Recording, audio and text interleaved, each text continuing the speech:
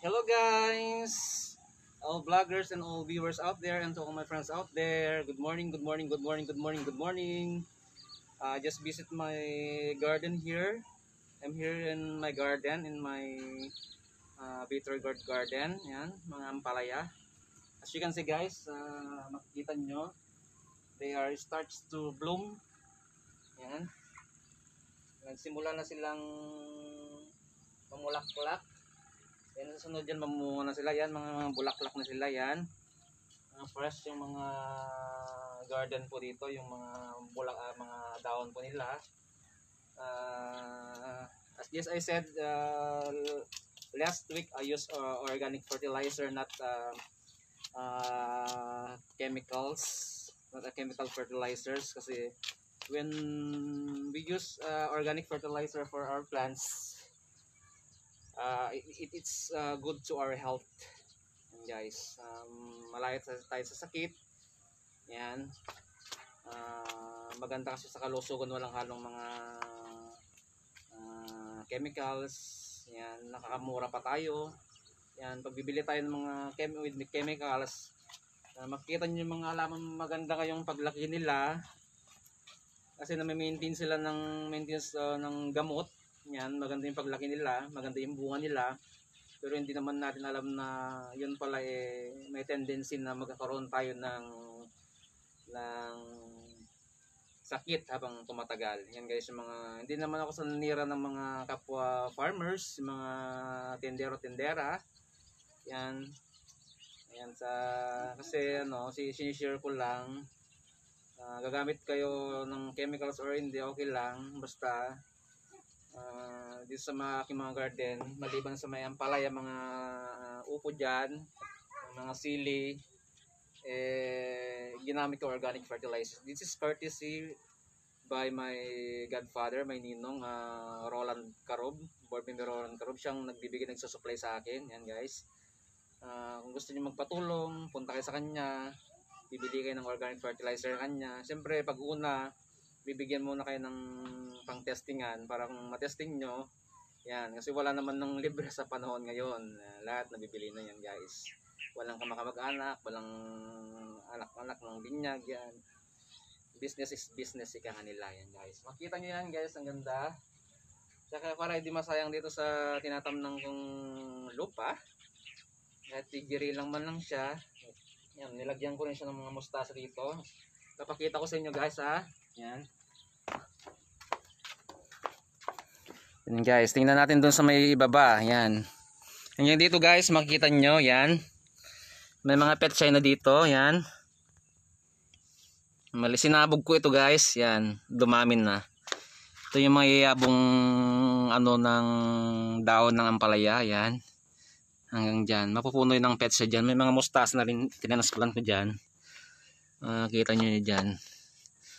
Hanggang dyan. Nilagyan ko siya guys ng ng alambre instead na kahoy, yung mga sanga ng kahoy. Pwede rin yun guys, kailang wala akong pagkulang kasi dito, kasi mahirap naman kukuha tayo ng mga dyan, sanga-sanga ng kahoy na hindi natin pagmamayari. Yan guys, dapat be practical. Yan, maging tayo, gumawa ng paraan. Yan, ito yung mga mustasa. Actually guys, parehas kasi ang mustasa at ampalaya, pag hindi pa ay petchay, say pagka sila, pag hindi pa tumubo, parehas yung kulay nila, style nila. Pero yung petchay yata medyo bluish ang kulay niya.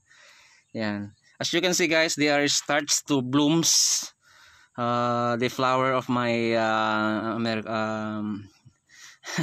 my bitter gourd, ampalaya. Yan. Kasi ang English po ng ampalaya is bitter gourd. Yan. They starts to blooms. Yan, hanggang dyan mamumunga na siya. Mula sa ibaba, yan, gumapang siya hanggang sa may itaas. Yan guys, ang gandang pagmasdan ng mga halaman.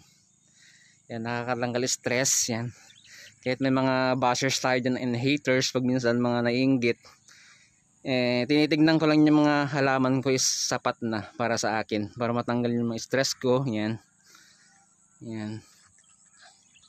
Nakita yun guys. Thank you so much Sir shout out to Sir Ricky Guyod for always approving my post at beloved na Vizcaya. Yan. Thank you to Sir Ninong BM Karob sa sa mga acknowledge ko po yung mga taong tumulong sa akin, yung mga nagbigay ng tulong sa mga seeds, yan. Sa fertilizer, thank you so much sa mga sprayer na dinonate ni Ninong Roland Karob, board member Roland Karob. Kay board member, good morning to board member Ma'am Elma Pinahon Lihaw. Yan, tumulong din mga seeds yan. Nagbigay sila ng mga repolyo, mustasa, mga ganun. Sari-sari yan. Kay thank you so much din kay Ma'am BM Eunice Gali Magambol. Yan, thank you so much sa mga tulong mo sa akin. And sa donate mo. Sa pagbibigay na dagdag pamasahe ng ate ko para makauwi dito sa Vizcaya. Actually nasa Batangas siya, nagbo-boarding na siya, wala na sa pinagtatrabawan niya, kaya na-stranded siya doon. So naka-prepare naman na po yung mga papeles niya, yung mga ano niya sa may barangay na kinuha niya sa MSWDO. So pasahe na lang kulang. Yan, thank you so much sa mga nagbigay ng tulong yan para mapauwi ko yung ate ko doon na sinasaktan ng amo niya. Yan. Dito guys makikita nyo yan. Yan, maganda yung mga mga ampalaya. Yan. Ate Vilmer Obrigado, ganito mangyari sa may ampalaya mo pag maintain mo lang yung kalinisan nila. Sorry kung hindi ko nibigay yung ganagan, yung black soils dahil may busy tayo dito sa may farm. Yan. Maraming ginagawa, pag may time idadaan ko dyan. Basta wag mong kalimutan yung mga cuttings na halaman na bibigay mo para sa aking landscaping. Yan. Yan guys, makita nyo yan. Gumapang na dito, napakaganda. Cleanest and greenest. Marang ganyan ang ano niya. Vegetables. Yan. Ganang pagmasdan. Hanggang dyan. Gumapang na. Makita nyo dati ito guys. Sanga-sanga lang yan. Pero ngayon forest green naman. Ito. From top and bottom makikita nyo. Yan. Thank you so much shout out to Ma'am Filipinas Dexon. Sabi niya thank you so much. Usap daw kami sa may bike. Thank you so much ma'am, para at least may service ako. Alam mo naman dito sa may baryo habang iniintay ko yung mahalang Arkila. Nasa 250 ang Arkila, back and forth. May bike po ako. Kaya lang andun sa may hindi pa binigay ng dole. Yan. Yan. Nag-award sila noon but hindi pa na-distribute. Yan. Saka may puunan pa yun. Good morning to Ma'am Ofelia Kakal. Good morning to you, ma'am. Yan. Is watching Virgilio Kit Santos diyan sa may Solano Public Market. Yan mga nagbebenta ng karne manok. Hello, shout out sa inyo diyan. Good morning sa inyo. Yung ito rin si Ma'am Virgilio Kit Santos, isang avid listeners ko po and avid viewer ko na isang pinakamagandang queen ng TikTokers diyan sa may Solano Public Market. Bili po kayo diyan sa may pesto niya sa may Virgilio Kit Santos. Makikita nyo dyan sa may sa may pinakataas, dyan sa may hagdanan, dyan sa may main ng Solano Public Market.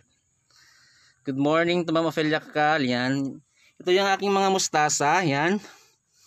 Medyo magaganda na sila kasi as you can see guys, the preparation land here in my backyard garden or here in my garden, maganda siya, black soils.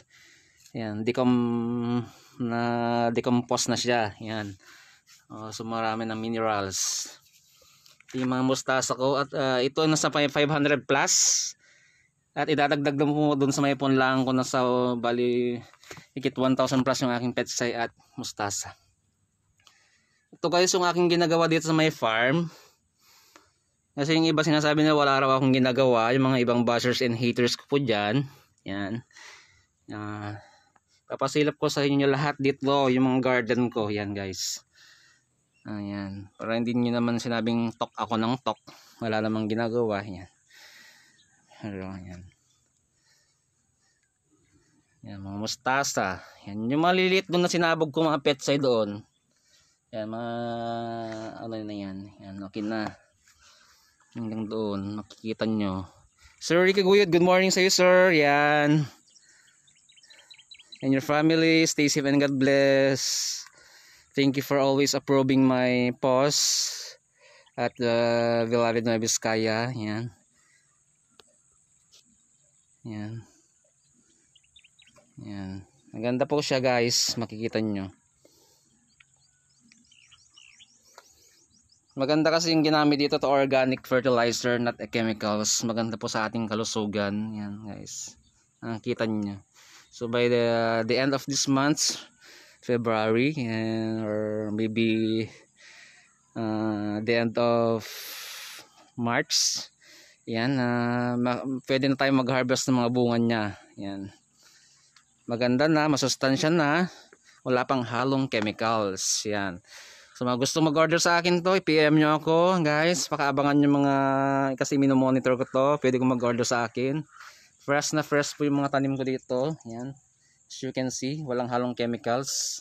Pinakita ko naman yung chemicals na to more proof, message nyo na lang si Roland Carob, o Ninong Roland Carob, tanungin nyo kung ano yung gamot na binigay niya sa akin. Yan. Yan, mga yung maliliit yan, petsa yan guys. So, yan, ang gaganda. Yan, nakatanggal stress. Ito yung mga patubo ko, yan. Upos, tsaka sili, mayroong talong dyan, yan. Actually guys, ito yung mga in-experiment kong transplant kong ampalaya na ay petchay na aking pinagkukunang ulam, yan. Organic fertilizer ang ginamit dito. Nakikita nyo guys, imbes na kami yung nag-uulam, yung mga peste naman ng mga palaka, insekto dito ang kumakain sa mga daon nito. Yan. Instead, bibili ako sa Solano, yung mga pets sa ganun, pwede na dito, panghalo ng tilapia, yan. Wala na, halos kinain na lang mga yan. Kasi pang may gamot lang sanang chemicals dito, yan, buong buo talaga yan makikita mo. Tsaka walang mga insekto dyan. Kasi may gamot ngayong ginamit. Makikita nyo dyan guys, yun ang binakuran namin ng biyenan ko. Yung si Papa Judy yan. Ganyan. Dito guys, i-plan namin ni boss. Linisan dyan. Lagyan ng bubong dito, manok at pato. Pero dito sa may banda dito sa section na to, tatlong pigment palagyan ng bubungan yan, and then dito yung manok,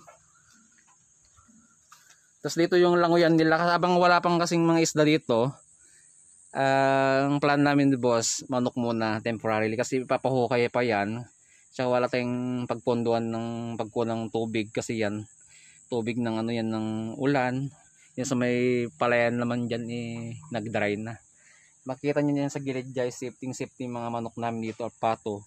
Tatapusin muna to guys, then saka dadalhin ni boss yung mga alaga namin dito. Yung buong pispan na yan hanggang dyan. So may divider po siya dito sa may gitna, para doon sa may gilid naman, doon sa may left side, doon naman ang pato or manok doon. Tapos doon sa may pigment na yon, sa may banda doon, lalagyan ng bubong para sa alaga naming manok. Yan, mga garden ko. Dapat babakuran lahat dito sa may gilid-gilid yan para hindi pasukin ng mga alagang manok at pato, para hindi tutok-tukin o kakainin yung mga halaman. Yan, visit tayo. Yan, ito yung mga aking mga talong na pero medyo maliit na, may tubong sili. Yan, may mga alugbati rin ako dyan. Yan, visit natin dito yung upo. Yan, dito sa isang pigment ko guys, yan, upo. Nakikita nyo, wala siyang halong chemicals. Yan, yung upo. Ang laking bunga to, yung pabilog tsaka pahaba, halos nagmix. Yan. Hanggang dyan, upo. Upo, yan. Dito naman sa may back fence, dito. Sa kabilang nabakuran dito, may mga malanding kalabasa dyan. Yan. Hanggang doon dyan, gagapangan niya. Gagapang hanggang dyan.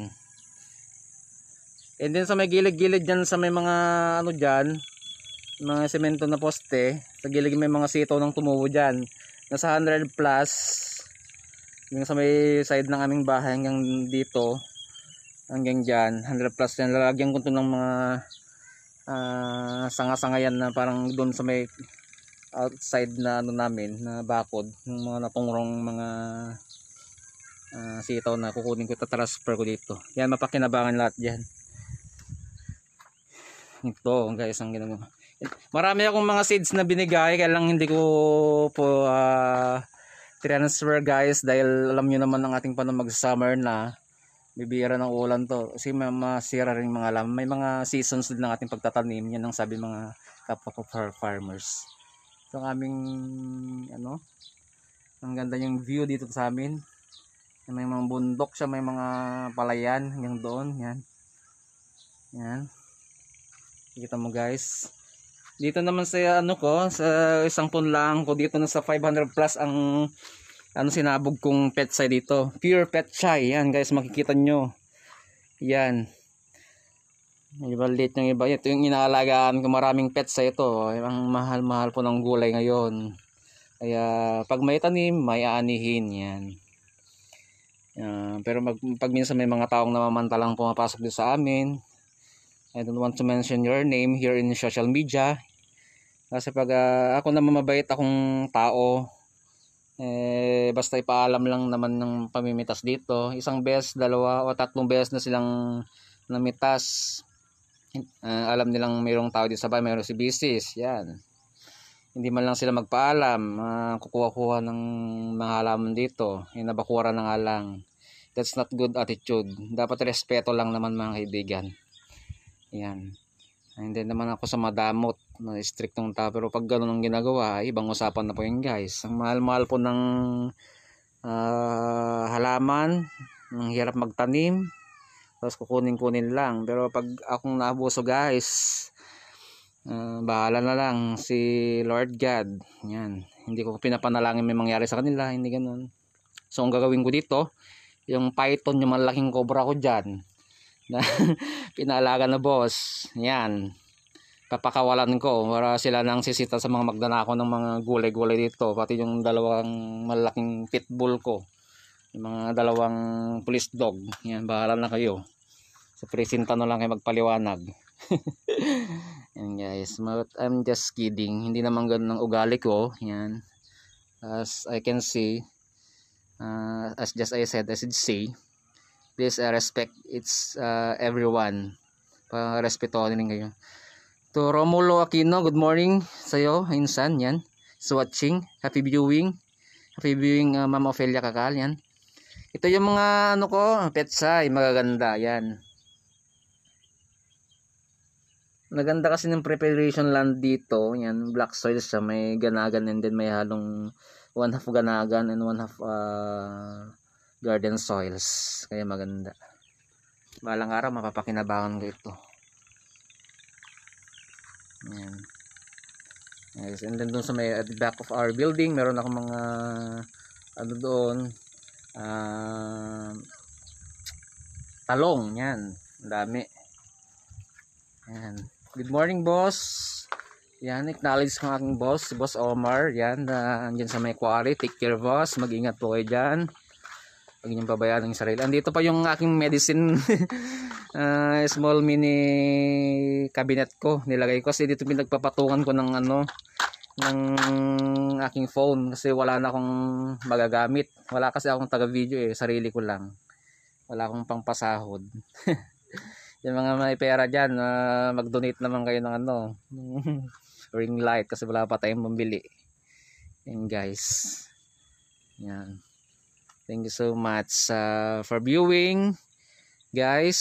I hope marami kayong natututunan dito sa aking garden, guys.